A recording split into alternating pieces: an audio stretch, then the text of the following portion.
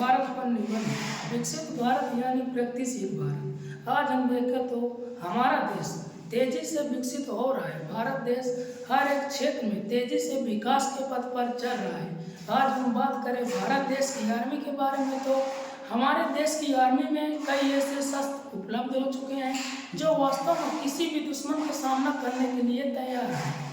यह सब हमें विज्ञान ने उपलब्ध कराए हैं। भारत देश विज्ञान की ओर तेजी से प्रगति कर रहा है। बात करें हम शिक्षा की, तो आजकल लोग घर बैठे ही शिक्षा प्राप्त कर रहे हैं। इंटरनेट के आधुनिक युग में बच्चों से लेकर नौजवान सभी शिक्षित हो गए। लोग पढ़ाई करके अच्छी से अच्छी शिक्षा प्राप्त कर सकते हैं। आज हमारे देश में ऑनलाइन शिक्षा को बढ़ावा दिया जा रहा है, जिससे हमारे भारत देश के बच्चों का समय भी खराब ना हो और उनका भविष्य उज्जवल हो, साथ ही वह सुरक्षित भी रहे। आज हम देखें तो इस आधुनिक युग में बहुत सारे कार्य कंप्यूटर और ऑनलाइन शिक्षा के द्वारा किए जा रहे हैं। जैसे bank, railway, hospital, school, college सभी जगह कंप्यूटर एवं ऑनलाइन का बहुत ज़्यादा उपयोग होने लगा है, जिससे लोगों को कई तरह की सुविधाएं भी मिली है। यह सभी सुविधाएं हमें विज्ञान ने दी है। विकसित भारत में विज्ञान का बहुत ही ज़्यादा महत्वपूर्ण योगदान है। हमारा भारत देश और भी आगे विकसित होगा यदि हम मिलकर विज्ञान की ओर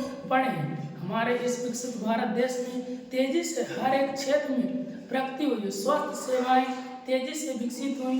देश की सरकार ने कई ऐसी योजनाएं भी बनाई जिनके जरिए गरीब लोगों को आवास उपलब्ध हो सका। साथ में जरूरत लोगों को, गरीब लोगों को कई तरह की जगहें मिली। जैसे देश में कई नई योजना शुरू की गई। वास्तव में हमारा देश 21वीं सदी का विकसित भारत है और जरूर ही भारत देश तेजी से विकसित होगा।